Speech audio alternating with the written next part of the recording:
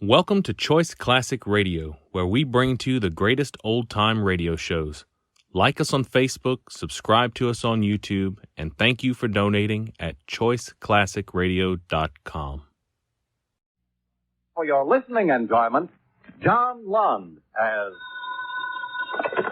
Johnny Dollar. Roger Stern, Dollar. Oh, hello, Mr. Stern. Got a job for you. Fine.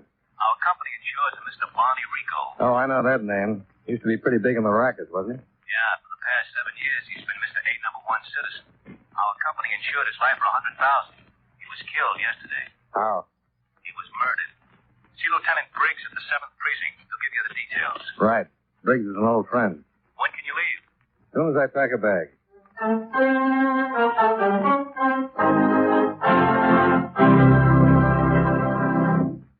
Mind if I break in a few seconds to discuss games with you?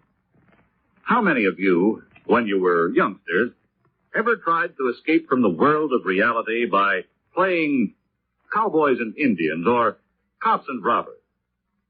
Today's youngsters have added 2 more professions to the world of make-believe: spacemen and G-men. And speaking of G-men, do you know where that name came from?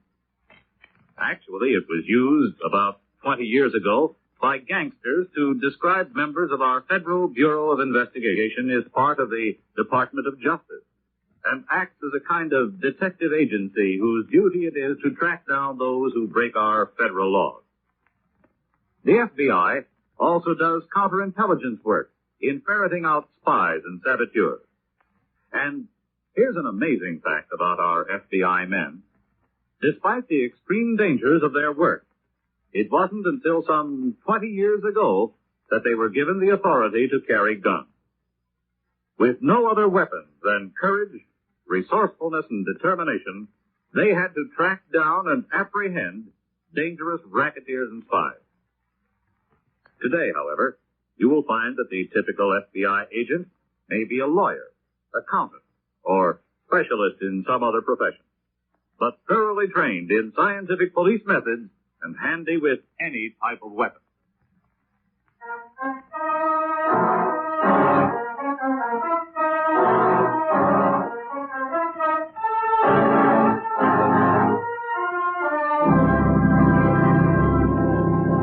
Expense account submitted by Special Investigator Johnny Dollar to Home Office, Intercontinental Bonding and Indemnity, Hartford, Connecticut.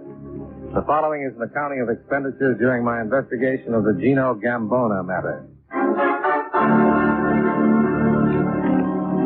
Expense account item 1, $24.98, train fare and incidentals between Hartford and New York City.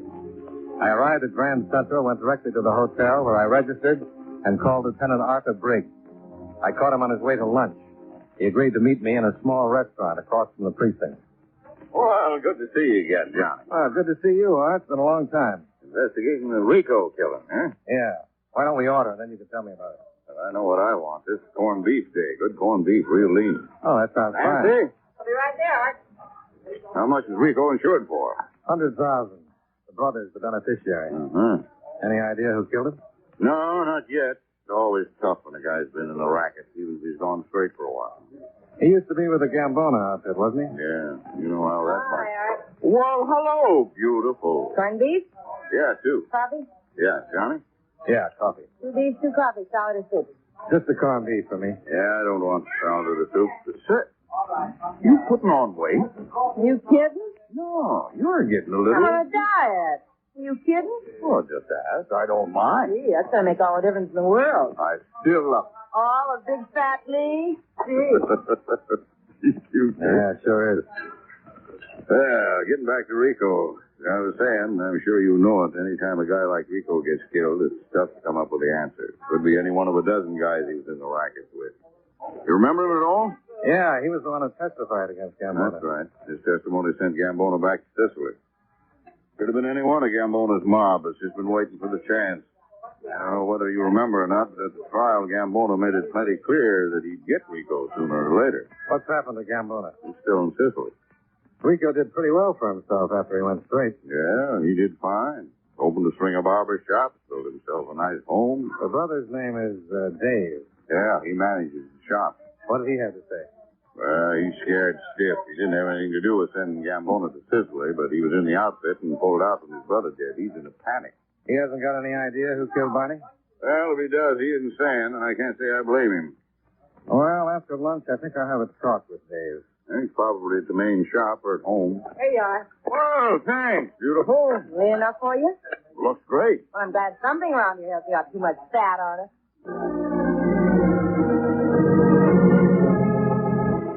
Expense account item 2, $3.55, lunch for Lieutenant Briggs and myself, after which Briggs gave me Dave Rico's home and business address, and I left. Expense account item 3, $1.45, cab fare to Dave Rico's home, where I talked with his wife. She informed me that her husband hadn't returned from work yet and suggested I go to the main barber shop of the Rico chain. Expense account item 4, $1.65, more cab fare from the Rico house to the barber shop on East 118th Street.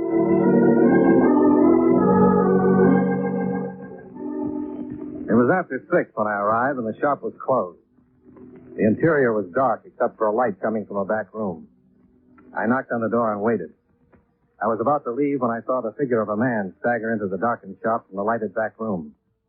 He stood for a moment framed in the doorway, one hand clutching his stomach. I banged on the door again and watched as the man pushed himself away from the door jamb and started across the shop. Halfway to the front door, he slumped to the floor and lay still. I stepped back, kicked the glass out near the door lock, reached in and opened the door. But by the time I got to the man's side, he was dying in a hurry.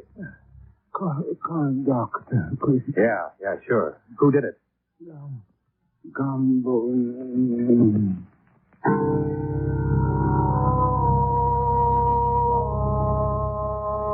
He died looking up at the ceiling and holding his stomach where a knife had cut him almost in two. It was Dave Rico, and he named Gambona as his killer. I called Lieutenant Briggs. Gambona? That's what he said. I asked him who did it, and he said Gambona. That's crazy. Why? Gino Gambona's in Sicily. You sure? Sure, I'm sure. Authorities over there keep a close check. Maybe he meant Gambona's mob. None of them still around. Or wouldn't he know them? Yeah, he'd know him. But he said Gambona. Well, I'll get a cable off to the authorities in Sicily. In the meantime, what if Gambona is in town? If he is, he's going to have a hard time getting back out. But a lot of people would hide him. I'll start checking right away. See you, Johnny.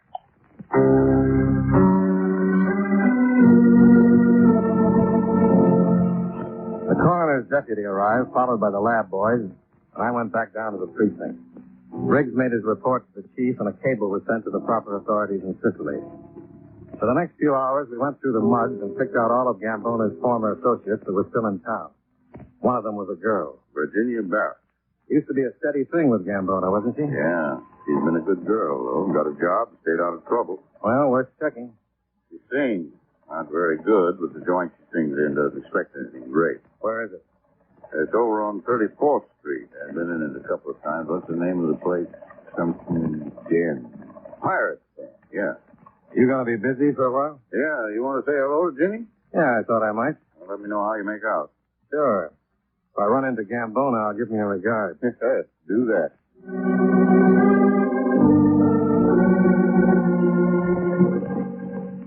Expense account item 5. $1.75 for still another cab from the precinct to East 34th Street in the Pirate's Den. It was a small place set down below the level of the sidewalk and filled with enough smoke to keep the walls from falling in.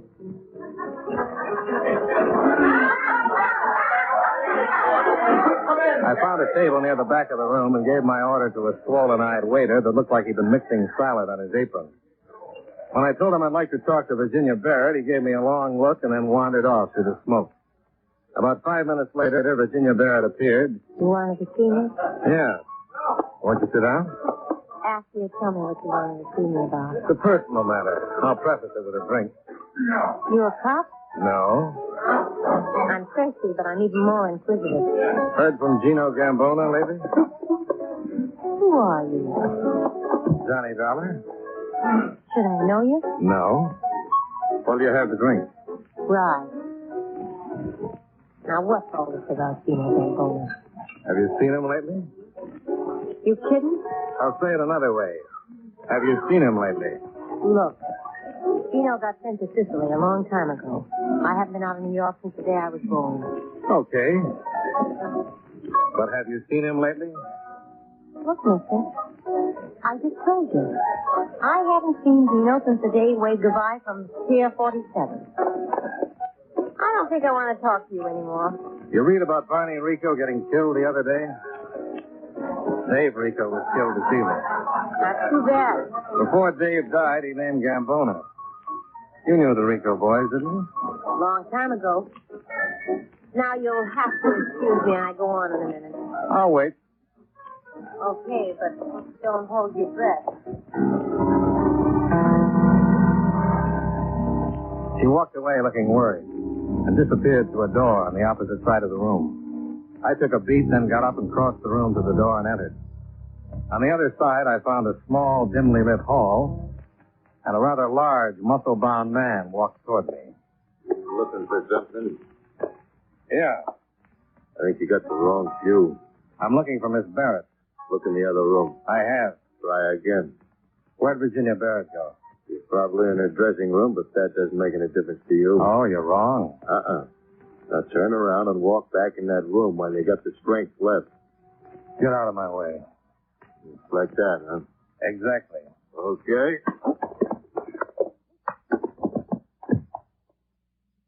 Friend, if anyone offers you a job as a bouncer, forget it.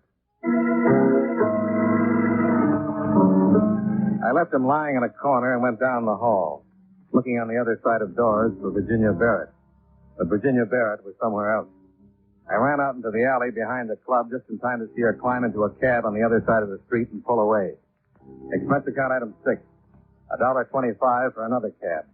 We followed Virginia to a large apartment house on the west side of town. We parked a half block away. I watched her go in, then I followed. I went up the front steps of the building and looked at the mailboxes. Virginia Barrett's apartment was 203, but the front door had a night latch on it.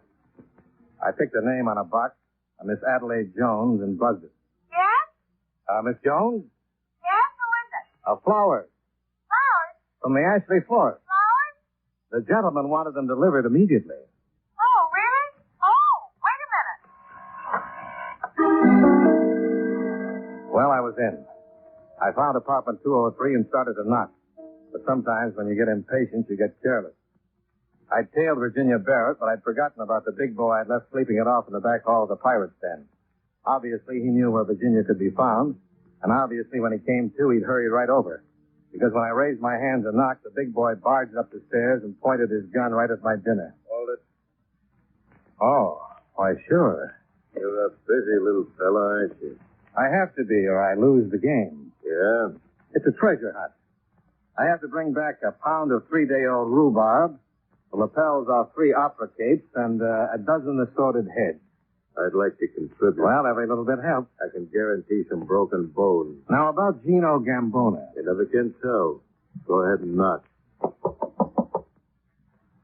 Who is it? Marco. Well, good evening. What's he doing here? Go on, get in there. Found him in the hall. Gave me some trouble over at the club. He says he's not a cop. Who is it? That guy I was telling you about. Marco's with him. Well, what? That's about all I can come up with. Your name's Dollar? Yeah. You know me? Yeah. Your name is Gino Gambona.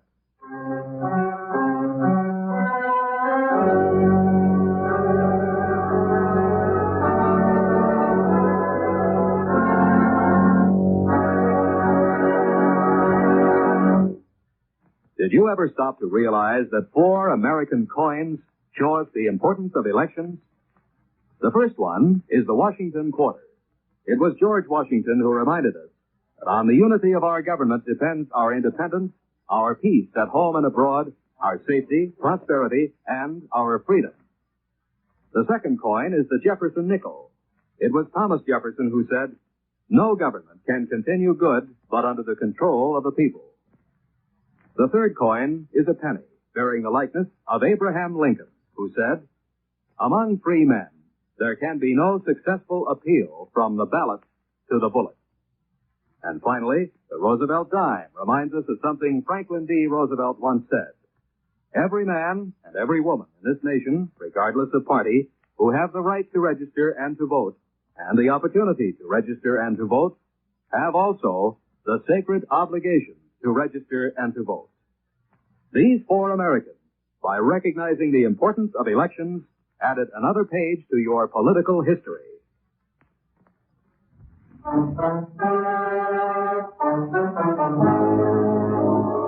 And now, with our star, John Lund, we bring you the second act of yours truly, Johnny Dollar.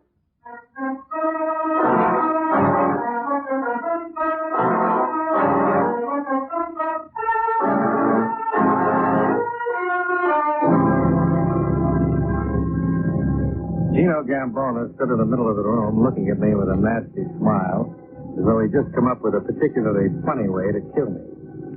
Gino Gambona, one-time lord of the underworld. By all rights, he should have been in Sicily, where the United States government had sent him for the rest of his life. But there he was. And there I was, wishing he wasn't. The big man Virginia Barrett had called Marco shoved his gun in my spine and prodded me over to an uncomfortable chair. Gambona held the nasty smile and walked slowly over to me. Who are you? Johnny Dollar. The name don't mean nothing. Who are you? I'm a special investigator for an insurance company. We hold a policy on the late Barney Rico. Mm-hmm. His beneficiary was his brother. I don't know who insured him. Looks like your company don't have to pay off to nobody. Looks that way, doesn't it? Tell me, Johnny Dollar, how much insurance you got? Just a small policy. I'm expendable. I'm glad. Dave Rico named you before he died. Oh, really? Were you the guy pounding on the front door of his shop? What did you kill Dave for? I thought you just wanted Barney. Dave's last name was Rico. But now, about you, Dollar. What am I going to do about you? Well, I could make a few suggestions, but I don't think you'd go for them. No. I don't think so. Whatever it is, boss, let me. You got pushed around a little, eh, Marco? I'll make up for it. You know, Dollar, it ain't like the old days. Marco was one of my boys in the old days. On his toes then. You couldn't have pushed him around then. Did you come all the way back here just to kill Barney Rico? No. Of course not. I had something to get. And I couldn't trust nobody to get it for me. Not even my little baby here. You met Virginia, Dollar? Briefly. I hear she's a singer now. You hear her sing? Let's stop playing around, Gino. Mr. Gambona. Nobody calls me Gino. Unless I like him. The police know you're in the States. Mm-hmm. They sent a cable to Sicily. Well, they ain't going to find out nothing that way. I got it all fixed. By the time they really go looking for me, I'll be back like I never left. And who's going to say they saw me? Barney Rico? Dave Rico? You? Gino, let's get this over with. Yeah. Okay, Marco. Cool this bum off.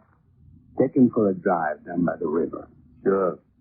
What about the stuff? Well, me and Gino will pick it up and meet you.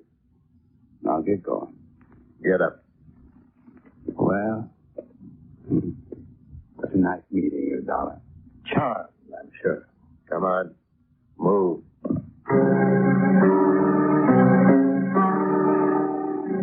Marco followed me out of the room and we started down the stairs. Suddenly, on the upper landing, the most beautiful distraction I'd ever seen shouted, Hey, you! and Marco turned his head for just a second. Oh, my goodness! Hey. He had a gun! Yeah, he sure did. Gosh, I don't know what's going on here. I thought for a minute he had some flowers for me. Someone called from downstairs and said he had some flowers for me. You seen anyone with some flowers? No, honey, but I'm personally going to buy you a whole acre of orchids. I went back to Virginia Barrett's apartment, but Gino and Virginia had left a few steps ahead of me. I looked out of the window and saw a car pull away. Then I picked up the phone and called Lieutenant Briggs. Marco came too on the way to the precinct, and after we arrived, Briggs booked him and took him downstairs to the interrogation room. Where were you supposed to meet Gambona? I wasn't. What was the stuff he was going to pick up? You tell me. 2 men have been killed, Marco. Not that I know of. You were supposed to meet Gambona. Was I? He said so. I must not have heard it. I'm going to put 2 men on you every 2 hours. We won't get tired, but you're going to be miserable. I know the route.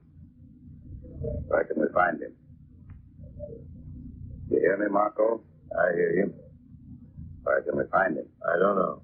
Where are you supposed to meet him? I'm not. When did you get into town? I don't know. When did he contact you?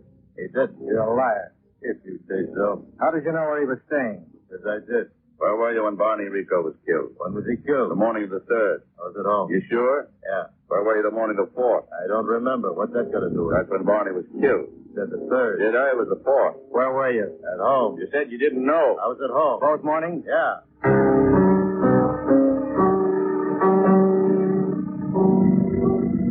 Cigarette? Yeah, thanks. Marco? Yeah. Know anyone who can prove you were home the morning of the 4th? No. Where were you this evening? When this evening? All evening. From about 5 o'clock on. I was at the cafe. What do you do there? Look, what is all this? I don't know anything about the Rico killing. Somebody does. If we don't get Gambona, I'm going to have someone for these killings. Oh, what's it me? Then give us an alibi. I told you. Did anyone see you? No, I told you it was at my place. You said you were at the club. That was this evening. What about the morning of the 3rd? You said the 4th. I said the 3rd. At home. And the 4th. Yeah. At first you said you didn't know. Now, wait a minute. Lay off. What do you want to know? Where we can pick up Gambona. Get his cigarette.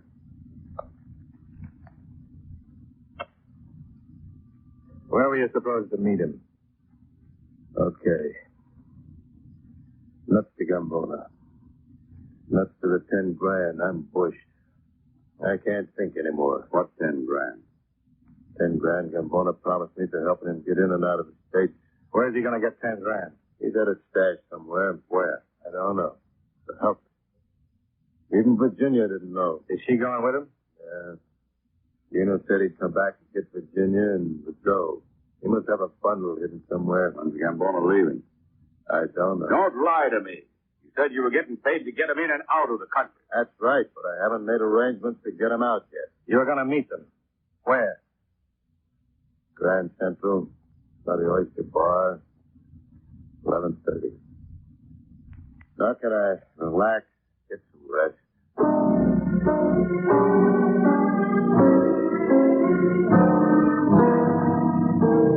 We got to the Oyster Bar in 10 minutes, and Briggs had stakeouts placed around the entire area. At 11:30, Virginia Barrett and Gino Gambona failed to show. We waited for another hour.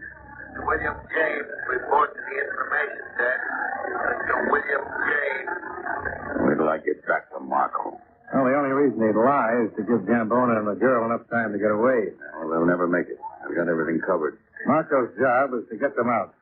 If he thinks they've got a chance to make it, he must have already made the arrangements. Yeah, but what kind? Well, we can forget about planes. Take a pretty big ship to go that far. What about some obscure boat? Yeah, that could be it. Big payoff to the captain. Look, we can figure Gambona got here within the last week. He couldn't afford to be gone too long from Sicily. He told me he's got it fixed that nobody will miss him, but he couldn't be gone too long. Take him 2 weeks both ways by boat. Yeah. He must have planned it to arrive here, get the money and his girl, take care of the Ricos, and get out fast. Let's check the boats that arrived from Italy and Sicily in the last 2 or 3 days and see if one of them is sailing tonight. Right.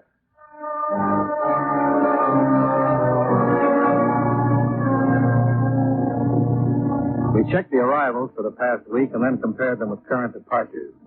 We found one looked like it could be it. An independent steamer, the Atlantic Star, had arrived from Sicily the morning of the 3rd, the day before Barney Rico had met his death, and was due to sail from Pier 16 at 1 o'clock in the morning, bound for the Mediterranean.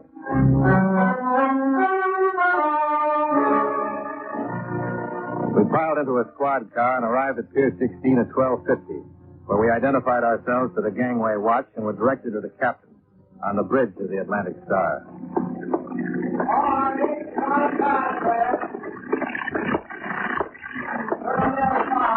Hey, what are you two guys Captain. doing? Yeah. What do you want? Police, you're under arrest. For what? Where are Gino Gambona and Virginia Barrett? Who? You're both surrounded. You might as well tell us. Stateroom B. But right now he's probably in the galley. What's he doing there? Well, that's the way he signed on. Cook. Does pretty good at it, too.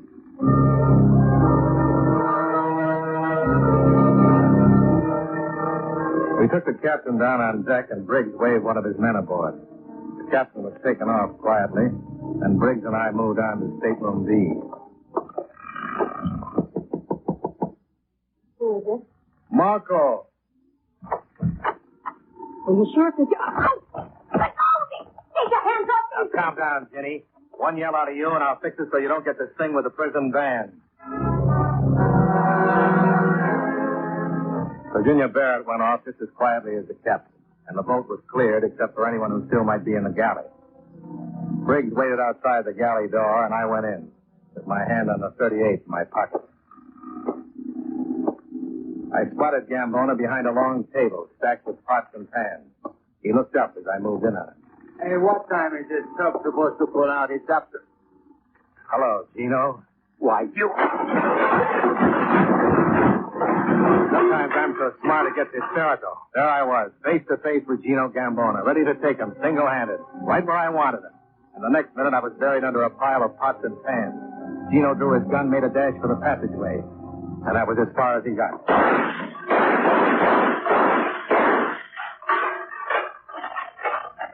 Johnny? What? Here, give me your hand. What happened? Somebody goofed.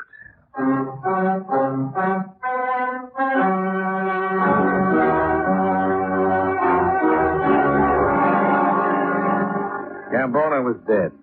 Virginia Barrett and Marco, full name Marco Dandoy, got 5 to 10 years for their parts in the crime. The captain of the Atlantic Star got 2 years, and Lieutenant Briggs got a promotion.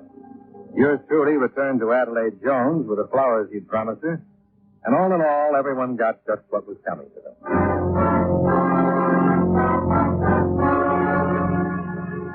Expense account item 7, $52.88 hotel bill. Item 8, $24.56, train fare and incidentals back to Hartford. Expense account total, $112.07. Yours truly, Johnny Dollar.